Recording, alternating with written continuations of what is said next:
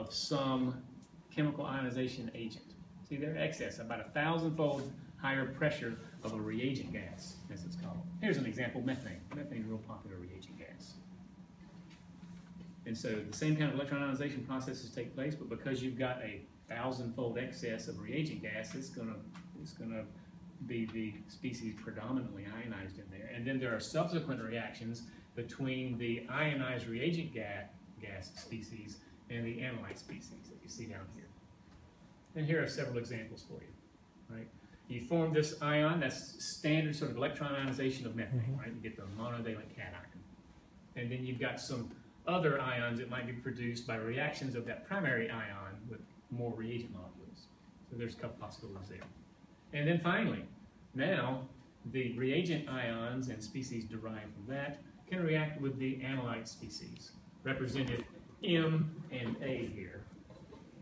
Right? These are the sorts of processes that can take place with appropriate names that I hope make sense to you guys. And the result being the ions that are produced here will be, for example, more massive by 1 AMU if protonation process occurs, or less massive by 1 AMU if hydride abstraction occurs, right? You're either gaining or losing a hydrogen nucleus there. Or it could be significantly more massive if an adduct is formed, right? It'll be increased by, the species mass will be increased by the mass of the reagent ion with which it forms the adduct. Or it could be charge exchange, in which case you'll get yourself what a lot of people call a molecular ion. The mass will be the same, the only difference is the charge.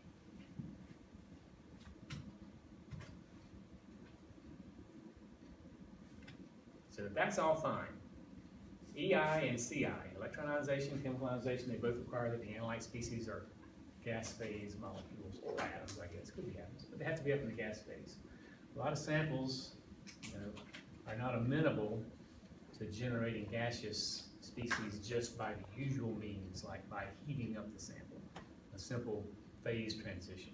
Could be that the samples are thermally labile. You try to heat them up to volatilize them, you end up decomposing them. Everybody clear on what I'm saying? So alternative ionization sources are available. Here's one really popular for low volatility or thermally labile compounds, real popular in biological circles, right, for producing ions from proteins and other macromolecules that you can subject to mass spec analysis subsequently. Matrix-assisted laser desorption ionization, known by its cute acronym MALDI.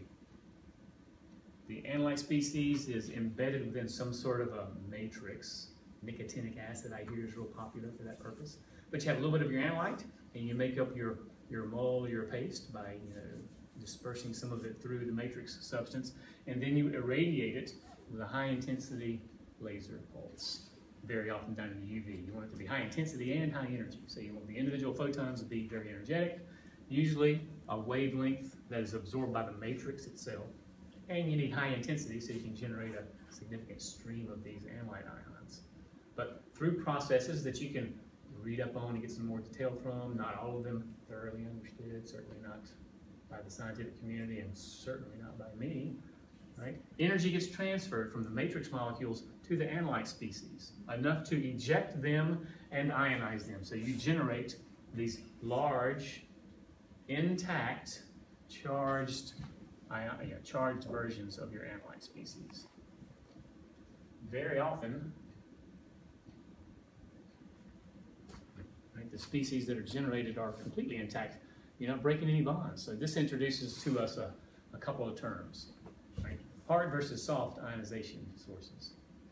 Previously, when we talked about electron ionization and chemical ionization, the energy of that electron beam, how about this? For electron ionization, the energy of the electron beam is often adequate to also break some of the molecules' bonds, and so you'll generate quite a bit of fragmentation. You'll generate some fragments. The more fragmentation, the harder the ion source is. That sort of makes good intuitive sense, right? Use of that term. On the other hand, something like chemical ionization, and there's no way I'm going to click back because PowerPoint's having trouble today. Chemical ionization, a much softer ionization source. Not as much fragmentation. Yeah, so hard versus soft ionization. just refers to the extent to which the molecules are fragmented, or extent to which bonds are broken.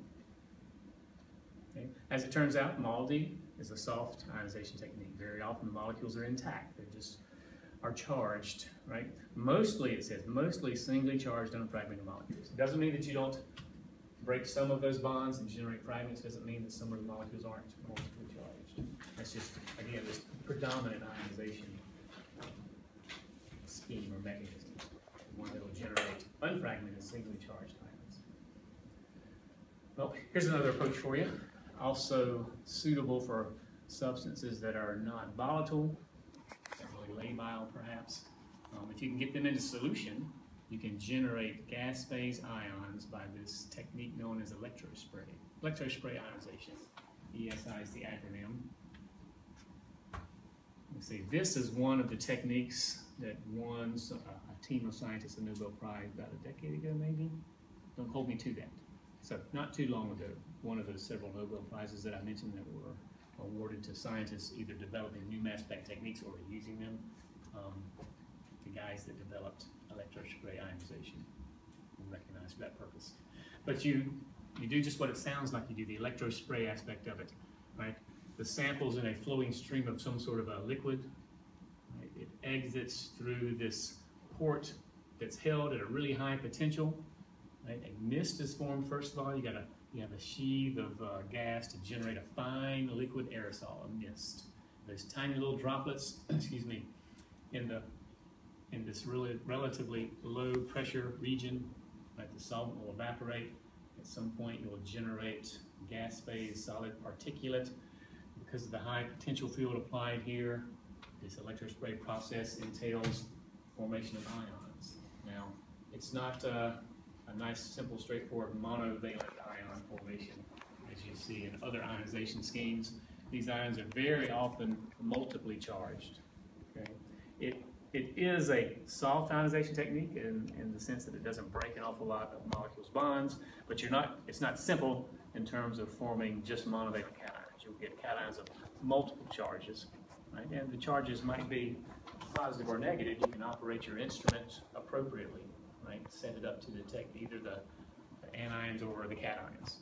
Because of the nature of this ionization scheme, right? The fact that you introduce your sample as a flowing liquid stands to reason it's a pretty popular interface for detecting liquid chromatographic effluent. LC mass specs very often have an electrospray interface. We have an LC mass spec downstairs. It's got an electrospray interface. Okie dokie.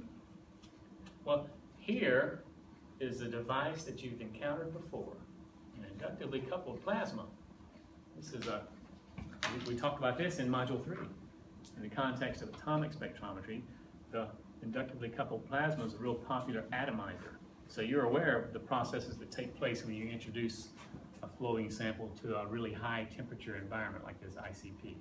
Within the plasma, all those endothermic processes that we discussed when we were chatting about atomic spectrometry take place, and you end up generating gas phase ions and what's the word? You also generate a reasonable number of gas phase, did I say ions or atoms at first? Ions.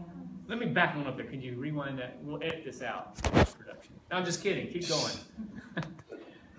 You, of course, generate you atomize your sample. So you generate gas phase atoms. And the energy is high enough to where you might generate an appreciable number of ions as well. You might ionize a significant fraction of the gas phase atoms.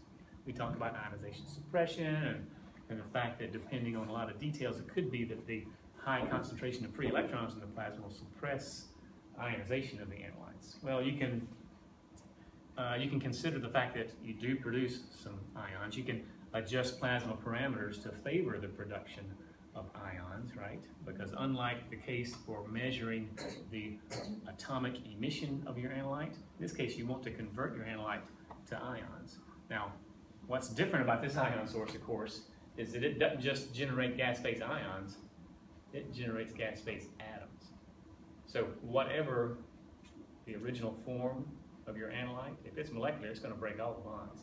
This is the ultimate extreme in terms of hardness of ion sources, guys. It essentially breaks every single bond there is to break. It atomizes the sample. And so if you're trying to get structural information, this is not the ion source you want. It is, however, very popular for elemental analysis. You generate your sample, it's completely atomized, and you can measure signals for all of those elements, monatomic ions that are formed. So it's real popular for elemental analysis. Not molecular speciation, I say in the second bullet there. And you might think, well, gosh, we know about ICPs as atomization sources for atomic spectrometry.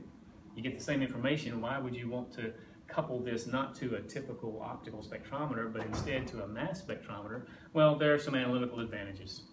A couple of them mentioned for you right there. Very often, it's usually the case that we can detect ions with greater sensitivity than we can detect photons. So there's this intrinsic sort of sensitivity advantage.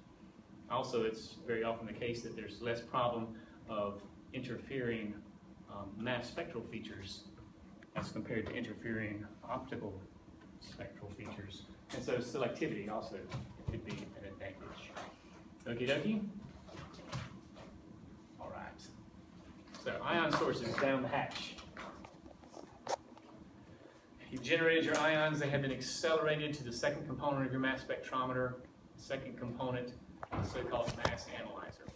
We need to somehow now get a handle on the different masses of the ions that are being produced. We can exploit several physics phenomena in order to do just this. Historically, the first types of mass analyzers were based on, based on the interaction between charged particles and magnetic fields. Right, the so-called magnetic sector, or sometimes called the B sector, mass analyzers exploit this Lorentz force law. You guys might be aware of that. It's a cross product. You guys recall from physics part 2?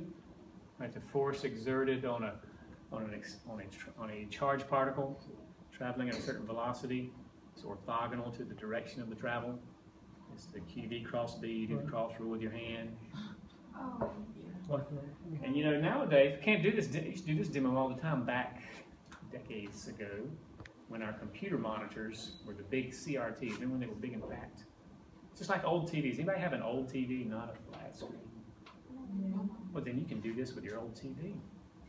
You might be aware, you might not be. Those larger computer screens are the old televisions that are really heavy and really big. They have a vacuum tube inside, right? You're looking at the end of a big vacuum tube. On the inside, it's coated with phosphorescent compounds in tiny little areas, pixels. And at the back is an electron gun.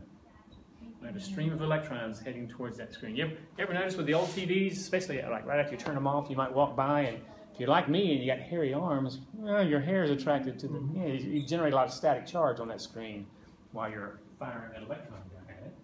But also, if you ever noticed, either with a bona fide old television set or maybe in a movie or a TV show,